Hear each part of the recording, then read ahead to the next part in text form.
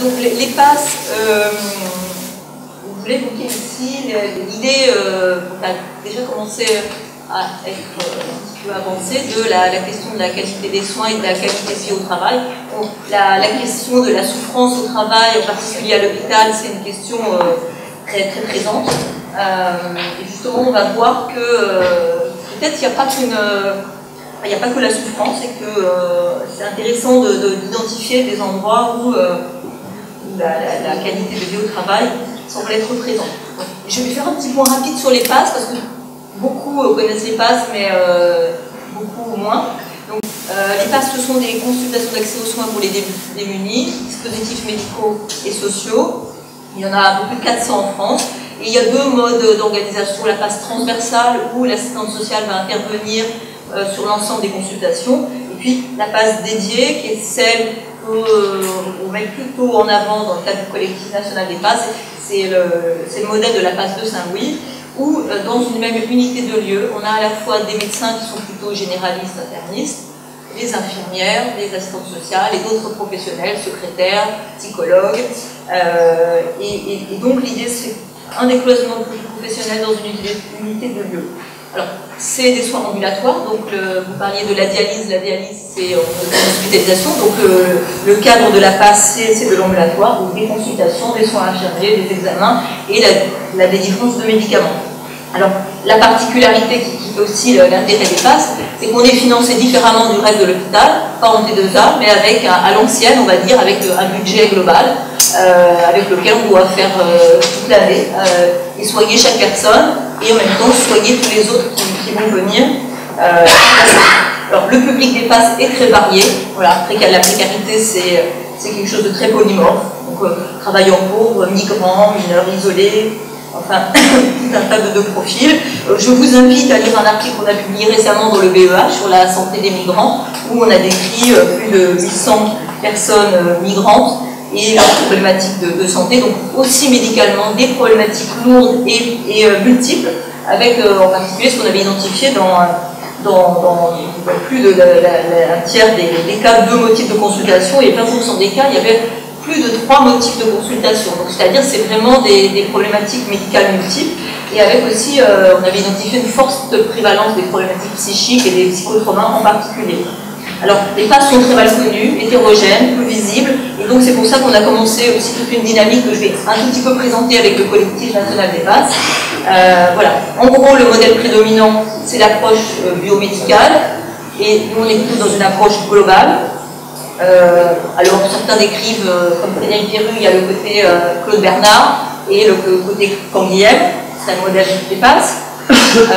Voilà. Donc le modèle classique est financé à l'activité par épisode de soins, alors que dans les passes on est plutôt sur des logiques de parcours de santé, et donc comme on n'est pas financé à l'activité, on est aussi peu valorisé dans les hôpitaux. Alors, pour essayer de défendre ce modèle, on a petit à petit, on s'est réunis, d'abord sur Paris, la région parisienne, et maintenant à l'échelon national, et on a constitué une association qui est une sorte, entre guillemets, de société savante en devenir, et avec des réunions, des groupes de travail, des colloques. Ça a commencé ici à Saint-Louis en 2009, par un premier colloque pour réaffirmer l'importance de ces consultations. L'amphi était rempli, et puis la dynamique a continué avec des colloques cette fois nationaux à l'HEGP, au ministère, et puis dans les régions, comme vous le voyez, dernièrement, cette année à Toulouse. Et puis des colloques thématiques, comme celui sur la place de l'humain dans le soin, qui a amené à la publication du livre Soigner l'humain. Vous avez le petit flyer, et je reparlerai. Et puis notre prochain colloque au ministère, justement sur les questions de comment concilier les valeurs hospitalières et les contraintes économiques. Cette fois, on s'est alliés, associés à des directeurs d'hôpitaux pour essayer d'approfondir cette réflexion. Alors, dans le cadre du développement, donc il y a la communication, puis il y a aussi tout un tas de dynamiques de recherche, de partenariats, de développement, de partenariats qui se sont engagés. Certains sont un petit peu en stand-by, certains n'ont rien donné, et puis certains sont en cours, hein, comme ce qu'on fait aujourd'hui avec Céline et le lien qui s'active avec Paris Diderot, ou en économie de la santé, en éthique, en anthropologie, et puis en organisation des soins, c'est ce que je vais présenter ici. J'ai rencontré le directeur général de la NAP à un colloque, et je lui ai parlé, je lui ai dit que je pensais qu'il y avait une autre approche de la performance, que bon, la NAP c'est une agence nationale d'appui à la performance, considérée un petit peu comme bureaucratique, mais son directeur général était tout à fait intéressé par cette façon un petit peu alternative, peut-être disruptive, de la performance. Et donc on s'est rencontrés et on a eu un échange très positif. Alors c'était assez amusant parce qu'on s'est rencontrés le 29 octobre. C'est une coulée de...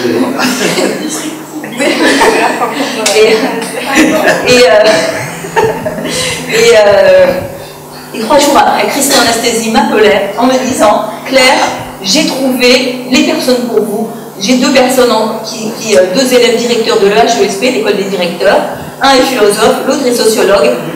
Ils ont le profil pour vous et je vous les mets en stage. » Et donc on a commencé à travailler. L'idée c'est justement faire un travail sur les passes un peu différent, c'est-à-dire sur une approche un peu multiméthode, sachant que le quantitatif n'était pas adapté pour évaluer les passes. Et l'idée c'était de partir finalement du terrain, c'est-à-dire des personnes qui travaillent dans les passes, pour avoir un petit peu identifier ce que sont les passes et quelle est leur valeur ajoutée dans le système de santé.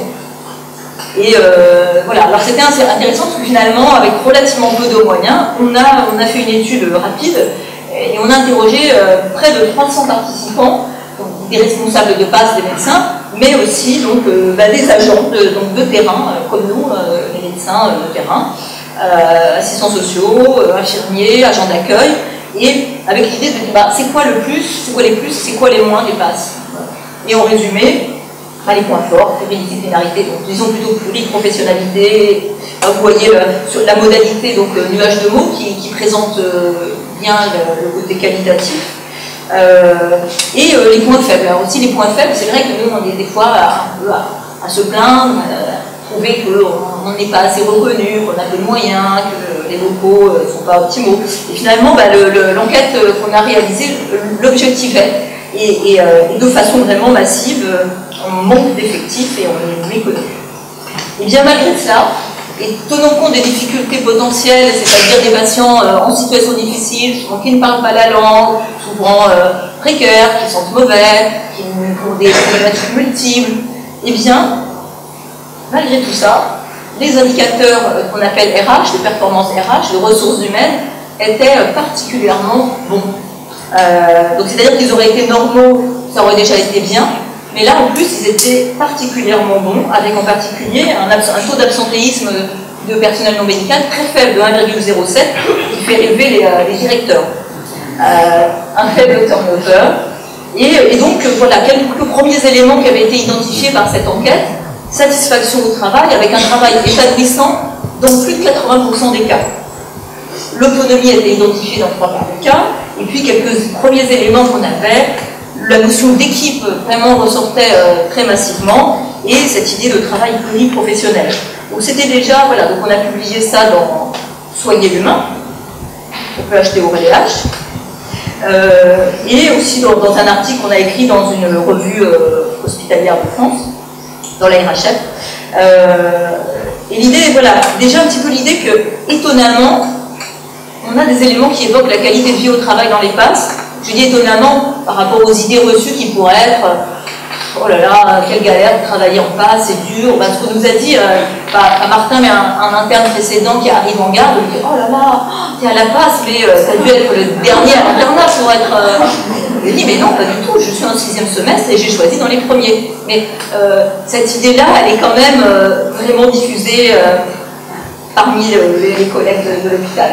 Voilà. Alors, le lien avec les hôpitaux magnétiques, donc ils vont dire que les passes, c'est peut-être des consultations magnétiques. Bon, en résumé, les hôpitaux magnétiques, c'est né au moment où la T2A est née aux États-Unis.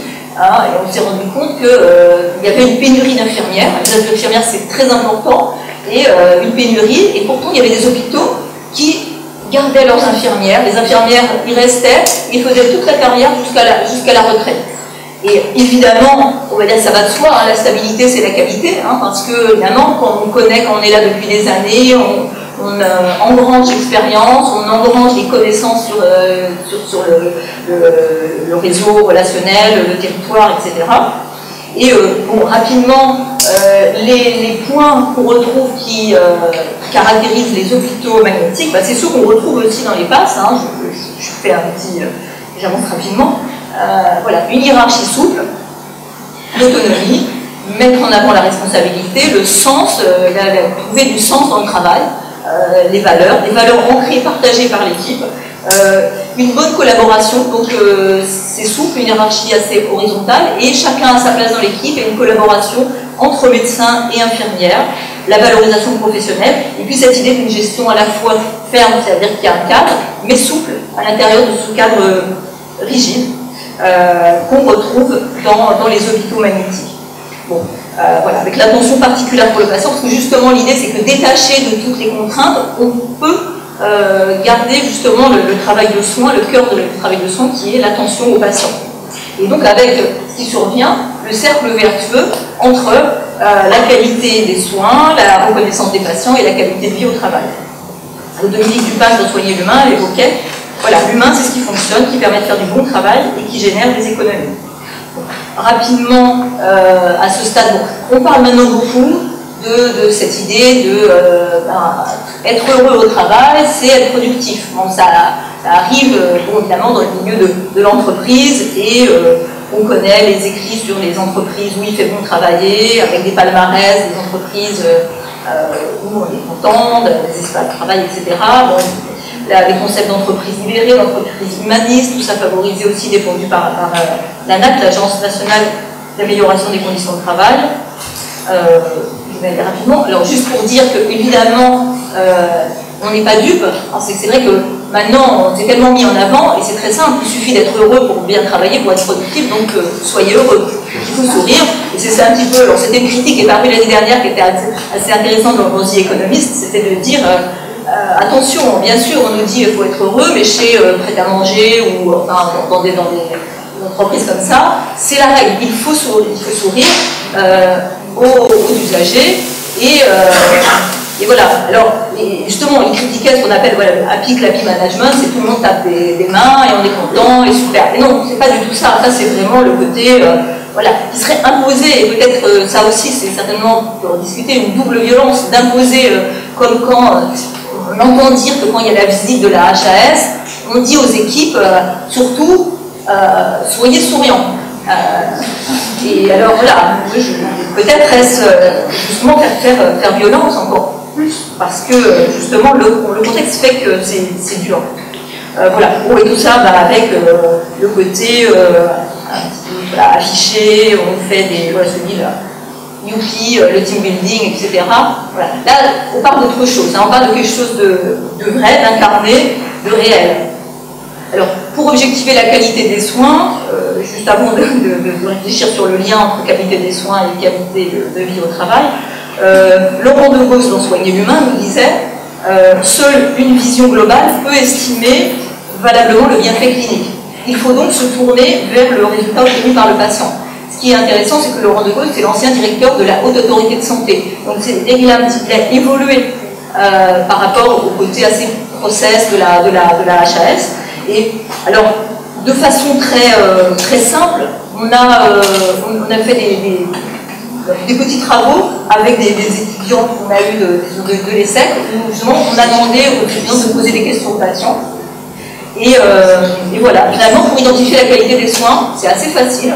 On a posé les questions aux patients, une quinzaine de patients, et puis voilà, il y avait vraiment des mots forts qui étaient, voilà, j'en ai pris quelques-uns, l'accueil est humain et accueillant, j'ai besoin d'être écouté, quand je suis ici, je suis bien reçu.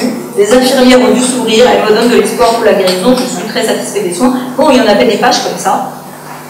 Et ça, voilà, ça c'est un proxy de la qualité des soins. Alors, dans la qualité des soins, il y a aussi ces questions organisationnelles. J'ai pris cette phrase aussi que j'aimais bien de cette étudiante à la fin de son stage. Elle a évoqué cette qualité du point de vue de la communication qui règne dans l'équipe, qui qui fait la force de l'équipe au quotidien, c'est ce qu'elle évoquait. Je vais activer. Alors le lien entre la qualité de vie au travail et la qualité des soins, on a essayé aussi de l'objectiver, mais tout ça, ça pourra justement, l'idée c'est peut-être des travaux de recherche qui peuvent être plus poussés. Hein. Là c'était vraiment un travail exploratoire avec une étudiante, mais donc une autre étudiante de l'ESSEC l'année dernière, je lui ai demandé d'interroger les personnes qui travaillent à la base.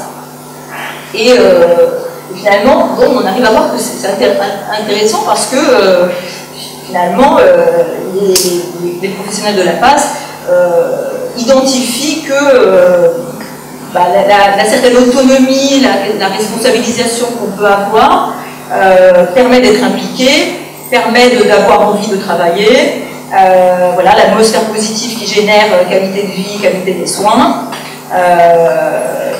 être plus performant, plus à l'écoute des patients, motivation, prise d'initiative.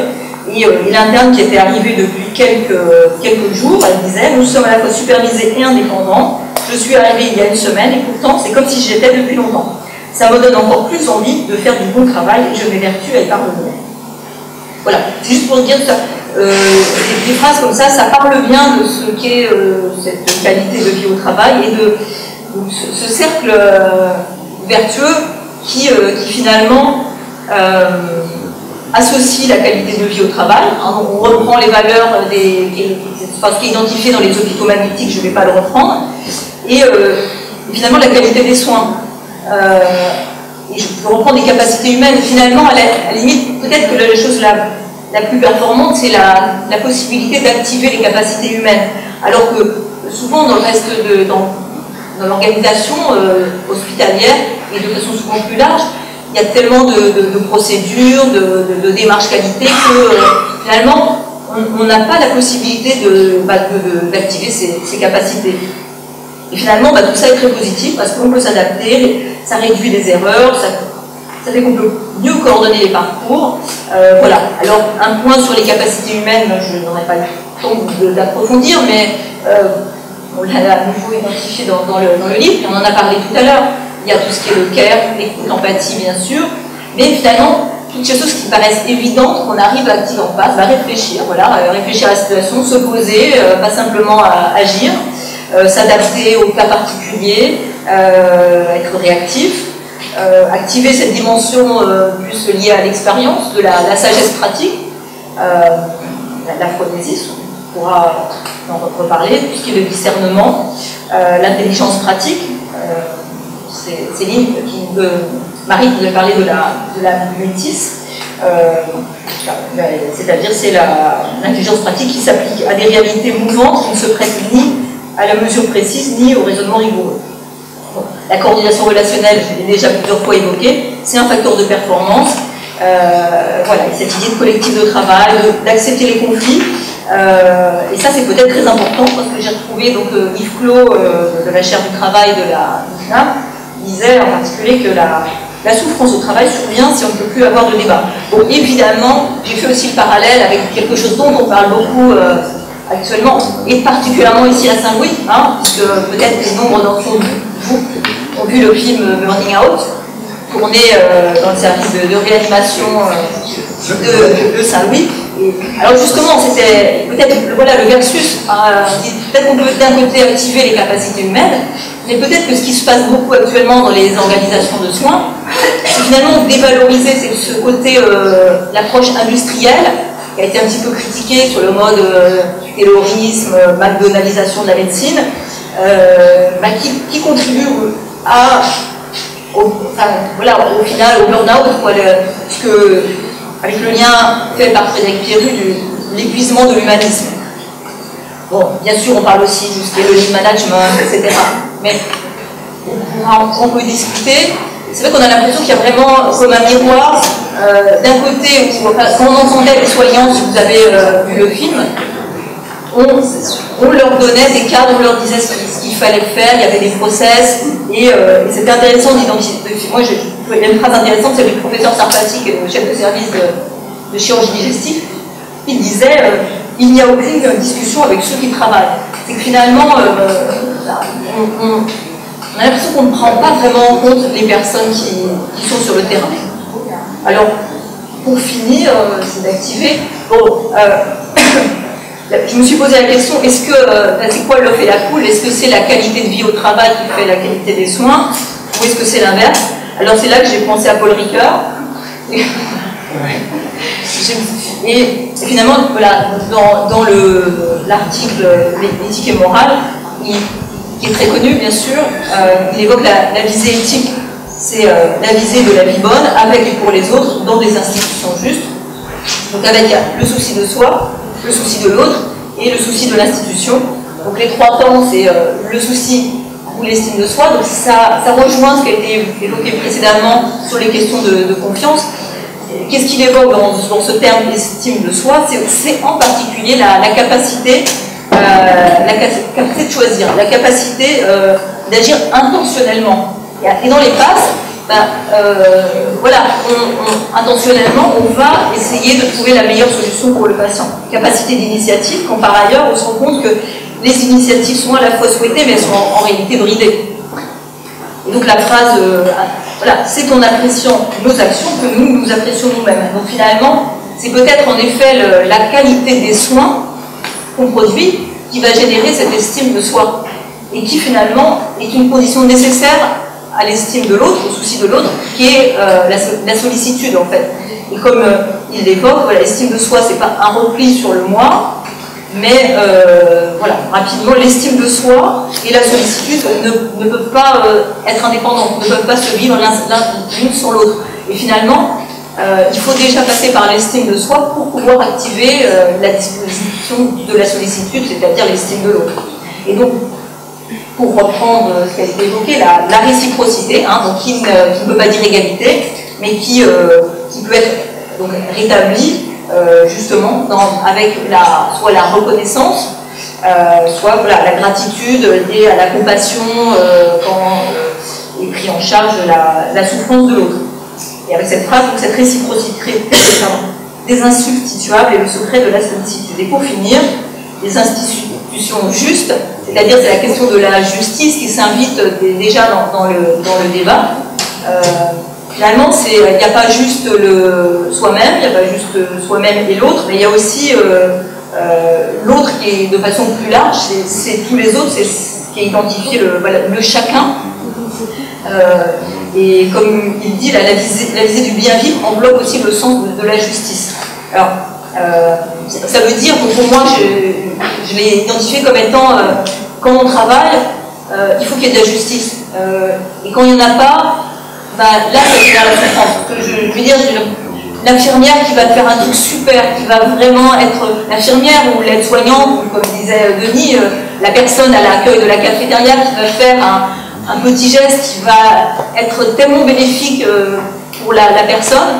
Bon, elle va bien sûr être avisée, etc., mais elle ne va pas être valorisée, et parfois même, elle va être critiquée par un encadrement qui va appliquer la règle et il faut réduire les temps d'échange, il faut faire plus, il faut faire plus vite, il faut passer 10 minutes pour changer une personne, etc.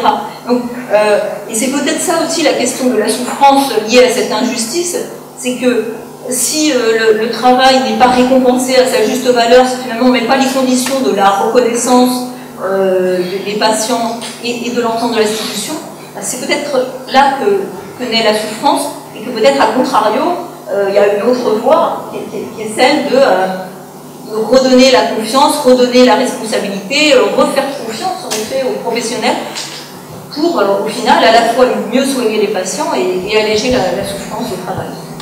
Voilà.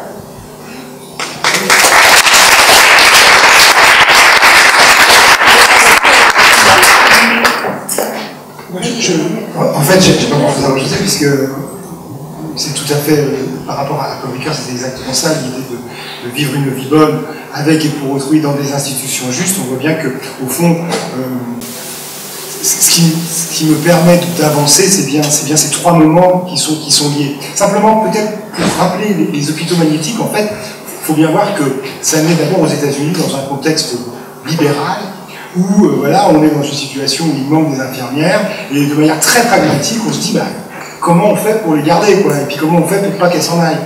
Et donc ils ont fait une enquête très très poussée, et on voit bien qu'ils ont d'abord cherché, parce que bon, aux États-Unis, les salaires par exemple, c'est important, parce que là jouer sur les salaires, nous, on ne publie pas trop. Les conditions de travail, le fait qu'il y ait une crèche, enfin, toutes ces choses-là sont passées en revue, et c'est pas significatif. Même d'ailleurs, le choix, parce que ça c'est important, le choix de l'établissement, la réputation de l'établissement, le choix du service, un service plutôt renommé, et ils n'y arrivent pas, ils ne trouvent pas il n'y a rien de significatif sur le fait que les gens restent ou s'en vont. Et puis vraiment, en désespoir de cause, ils finissent par trouver. Et la chose qu'ils trouvent, c'est la reconnaissance. C'est-à-dire le sentiment d'être reconnu, et je dirais d'être reconnu à la fois comme professionnel, mais comme être humain.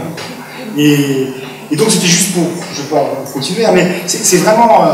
c'est une démarche très pragmatique, et ils arrivent à cette idée que, au fond, le seul truc significatif, c'est ce sentiment d'être reconnu par mon travail, et aussi, et là c'est très important, par la part que j'ai dans l'œuvre collective. Or, le problème, c'est que dans l'industrie, et l'hôpital ne pourrait pas devenir un jour une industrie de ce point de vue-là, c'est qu'on n'arrive plus à reconnaître sa part. La reconnaissance de la part que j'ai mis, moi, dans l'œuvre collective. Et donc, simplement pour terminer, là encore, le dernier livre de Ricoeur, qui est bizarrement moins cité, moins connu que Soi-même comme un autre, mais qui, je pense, est aussi important, le parcours de reconnaissance. Parce que Ricoeur, il est quand même très âgé, mais il va faire comme tous les bons étudiants, il va prendre son dictionnaire et puis il va voir les significations du mot reconnaissance. Et en fait, on voit bien que reconnaître, c'est identifier. Est-ce que je m'identifie? Est-ce que je peux m'identifier? Est-ce que j'ai confiance en moi? C'est ça l'identification. C'est assumer. Hein, j'assume. La reconnaissance, c'est aussi pouvoir assumer ses actes. Et donc, l'estime de soi, qui est liée d'abord à faire des choix, mais aussi à créer du nouveau, à créer à innover, comme tu disais, Denis. Et puis la dernière qu'on glisse, en français en tout cas, je ne suis pas sûr qu'en anglais ça soit vrai, mais en français c'est gratitude. Voilà. Et reconnaître, c'est aussi avoir de la gratitude. Et donc, on pourrait tout à fait associer au pass le fait que peut-être c'est un endroit où on peut avoir une gratitude, et pas une gratitude démagogique, parce que ça, on la connaît trop quand même. Hein, parce que c'est ça, tu l'as dit, hein, la version démago, moi je la connais depuis des années, mais une vraie gratitude, et cette gratitude, au fond, on l'a par l'institution, par ses pairs, et puis par les malades. Je vais finir par cette phrase peut-être un peu nièvre, mais enfin c'est celle qui me fait fonctionner quand même. Dans mon métier je donne beaucoup, mais je reçois aussi des coups. C'est ça qui fait que je reste. Donc on prend un temps d'échange. Une petite pause. Barbara Beltini, je suis coordinatrice des passes de la région de France. Vos interventions me font penser aux travaux, enfin au moins la pratique de Nicolas Sandré, qui est un psychiatre, un médecin psychiatre, qui a commencé en tant qu'inspecteur du travail et qui maintenant il travaille sur, on va dire, une consultation des souffrances au travail en région Île-de-France, où en fait il fait la différence entre le travail prescrit et le travail réel, bien évidemment, avec ses... Alors, et c'est d'autant plus intéressant qu'il arrive à parler de ça hors de l'hôpital, hors des, on va dire, des métiers liés au care, mais vraiment dans l'industrie, dans l'usine, dans la chaîne, etc., en mettant en avant où effectivement le travail réel, que ce soit tout ce qu'on vient de dire, la créativité, le plaisir, l'autonomie, l'échange, permet de répondre à la prescription du travail prescrit, attendu, tout en gardant cette partie effectivement de plaisir et met en avant les plaisirs du travail bien fait. Et la reconnaissance.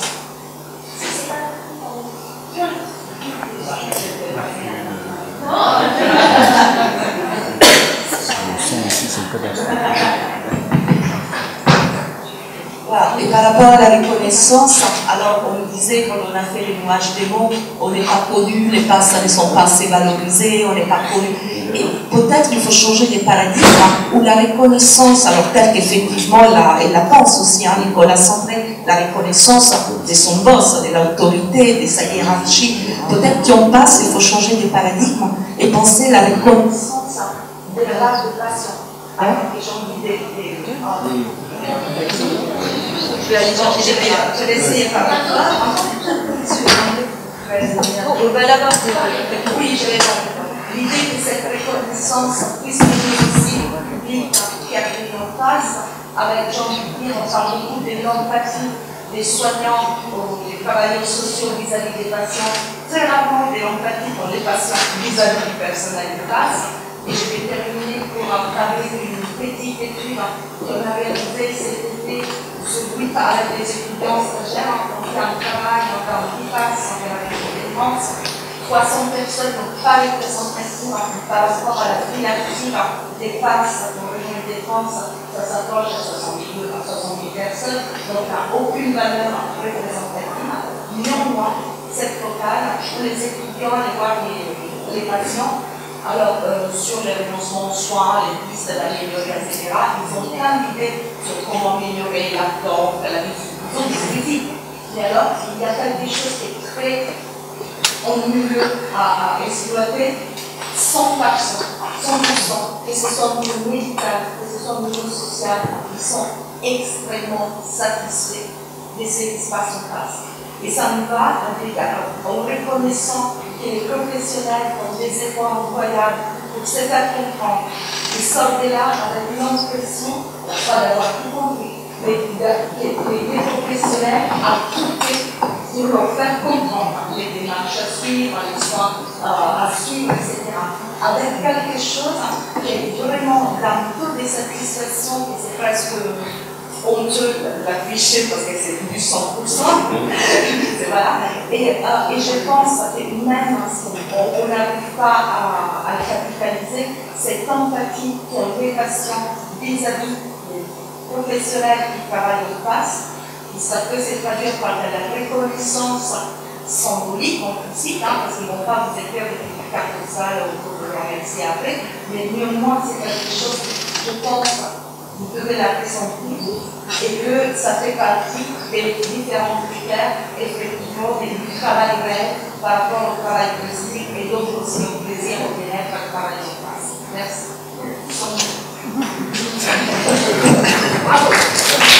Je peux vous recommander un bouquin que plusieurs d'entre vous doivent connaître, qui s'appelle La migration comme métaphore. C'est écrit par un psychiatre suisse qui s'appelle Jean-Claude Métro, préfacé par Jean Furtos. Et en fait, on peut résumer ce bouquin avec deux choses. La première, c'est que, effectivement, ce qui va faire le lien avec le migrant et la personne précaire ou ultra précaire, c'est de sentir une position horizontale, un respect en action par ce lien et surtout pas une position de surplomb. Et que le deuxième truc qui est tout à fait corollaire du premier, c'est que plus le soignant ou le professionnel s'autorise à exprimer ses failles, ses faiblesses, ses doutes, ses hésitations, plus justement ça favorise cet échange et cette qualité dont vient de parler Barbara.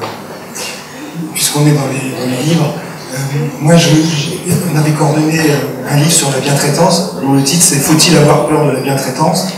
Et Pascale Moligny avait fait un article remarquable où elle disait, je fais court, la bientraitance c'est le travail prescrit, le care c'est le travail réel. Et je trouvais que c'était tout à fait ça. Et c'est vrai que la bientraitance, ça rend malheureux les soignants. Et le care, peut-être ça les rend un peu plus heureux en tout cas. Je voulais juste rebondir sur ce que vous disiez sur la reconnaissance pour ajouter peut-être une petite référence dans la collectivisation des références à Christophe Dejour, qui est un collègue de Pascale Moligny, qui a beaucoup travaillé aussi sur la reconnaissance au travail, qui insiste sur deux choses importantes, il me semble. La première, c'est que c'est la reconnaissance du travail, plus que la reconnaissance du travailleur, qui est vectrice de plaisir et de santé au travail. Et alors après, ça pose des problèmes spécifiques quand on parle de travail de care et de savoir-faire discret. Et je pense que ça rejoint aussi les discussions qu'on a vues tout à l'heure sur l'importance de trouver des mots, de décrire, de parler du travail, etc. Et l'autre chose qu'il dit qui est intéressante et qui rejoint complètement ce que vous disiez, c'est le fait que la reconnaissance au travail, en fait, elle passe par le biais de deux types de jugements différents, le jugement d'utilité et le jugement de beauté. Le jugement d'utilité, c'est un jugement qui peut émaner de la hiérarchie ou, dans le cas des métiers de service, des usagers auxquels on s'adresse. et qui est vecteur effectivement d'une certaine forme de satisfaction pour le travailleur. Mais il y a aussi le jugement de beauté, et quand on parlait de fierté et d'expérience, de retrouver une autorité sur son expérience, c'est aussi important, je pense. C'est un jugement qui va évaluer la conformité du travail fait au regard de règles qui ne relèvent pas des règles prescrites du travail, mais de règles du collectif de travail qui sont créées et élaborées collectivement dans le cadre du travail au quotidien. Et ça me semble aussi important. On prend encore quelques questions, on ne fera pas de pause parce qu'on est un petit peu en retard. Évidemment, si vous avez à sortir et à revenir, n'hésitez pas. Mais comme nous sommes en retard, nous allons ensuite passer directement à la table ronde. Donc je propose 1 à 2 questions, non pour censurer, mais pour qu'on ne se mette pas à ça. S'il y en a.